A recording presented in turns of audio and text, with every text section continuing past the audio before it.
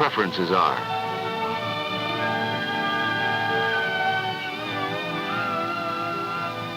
West across the country, a Kansas family is enjoying meat for supper obtained from their local butcher, who knows the kind of meat they prefer.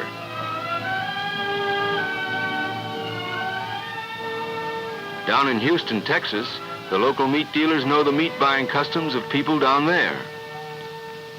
All over the country, customs influence the kinds of meat people like for breakfast, dinner, and supper. All these preferences are satisfied through the extensive and efficient marketing methods of the modern meat packer. His experiences help to develop a marketing system that satisfies the many wants of consumers. But it wasn't always this way. Let's go back to a farm of 60 years ago and see how all this started. The farmer of those days usually prepared the carcass himself. Even in those early days, he may not have done this, but not having the modern transportation methods that are available today, he took it to the nearest town by whatever means he had.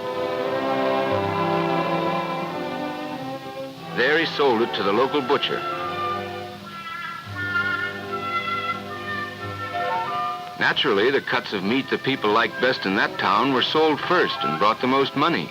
To move the balance while fresh, the remainder sold at a reduction in price. This resulted in a lower average price to the farmer. In those days, the price the farmer received for his livestock was governed only by what the local meat dealer could get for the cuts of meat. The retailer was not at fault. It was a case of not having a satisfactory meat marketing system. Let's look at an example to explain just what that means. Here are two towns. We will call them Town A and Town B. Actually, the towns are far apart. Town A, where lived the farmer and butcher we just met, sold these cuts readily. Town B could have used the remainder and perhaps would have paid a better price than was obtained for it in Town A. Neither the farmer nor the retailer could bring about a matching of supply and demand for the various cuts. Out of necessity, there developed the meat packer, who could perform the job of giving both towns the cuts of meat each of them wanted.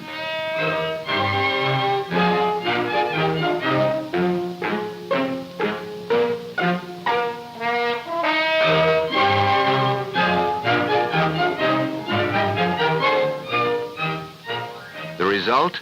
A better average price for the entire carcass and more money to the producer for his livestock. As the years went by, the job of the meat packer became more complex. The widening distance between the main livestock producing areas and the main meat consuming areas developed to the point where it is now more than 1,000 miles on the average between the producers of livestock and the consumers of meat. It is necessary for the meat packer to know the preferences of consumers all over the country. For example, what Mrs. Boston wants in the way of lamb, what Mrs. New York demands in beef, and what the various Mrs. Atlantas, Galvestons, and San Franciscos prefer in kinds, types, and grades of the meat they serve. It is the meat packer's job to cater to these preferences or customs, to give the consumer what she wants when she wants it. Studies of the meat buying preferences of the nation reveal that customs have an important influence on the marketing and consumption of meats. One of the best examples of customs in the meat business is the preference in different parts of the country for meats from different weights of animals. The cuts of beef preferred by Boston people come from animals weighing about 1,300 pounds. New York's preference is from cattle of 1,100 to 1,200 pounds of weight. Washington, D.C. people like beef from cattle weighing 1,000 to 1,100 pounds. As we go west, the demand is for beef from lighter weight cattle. This is true as we move progressively through Pittsburgh, Buffalo, and farther west. In Chicago, the livestock capital of the world, the demand for beef is from lighter weight cattle and to the east of it. St. Louis's preference for beef is from cattle ranging from 600 to 700 pounds.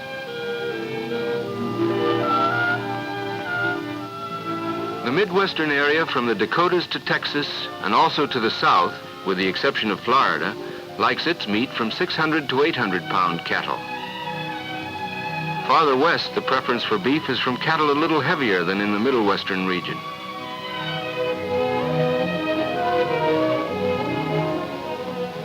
To summarize the influence of the weight differences, compare the little steer weighing 600 to 700 pounds, preferred in St. Louis, with the big steer weighing about 1,300 pounds, which furnishes the beef that is preferred in Boston.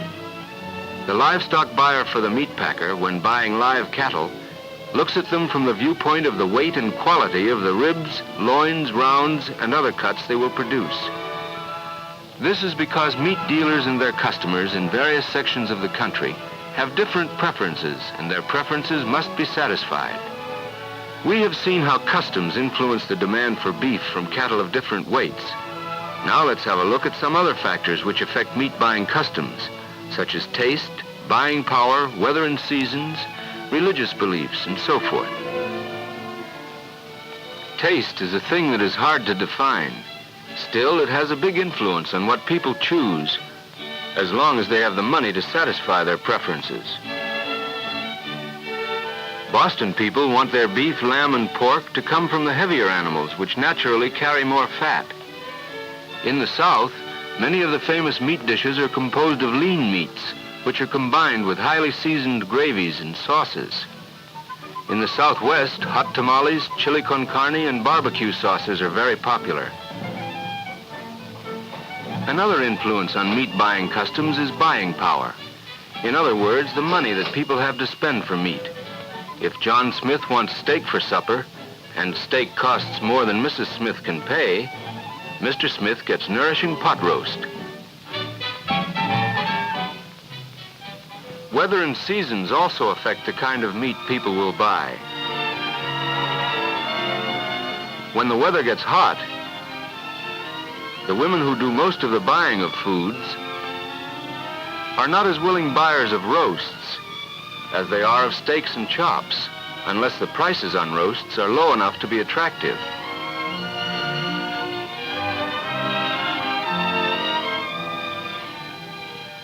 On the other hand, when it's cooler, appetites are bigger, and housewives do not object to spending time around the kitchen stove.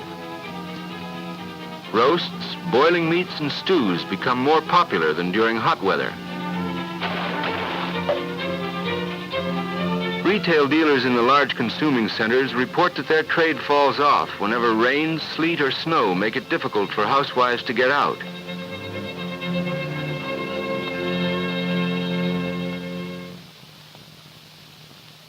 Religious beliefs affect meat consumption on a national scale. On Fridays, certain days during Lent, and on other days throughout the year, large portions of our population do not eat meat.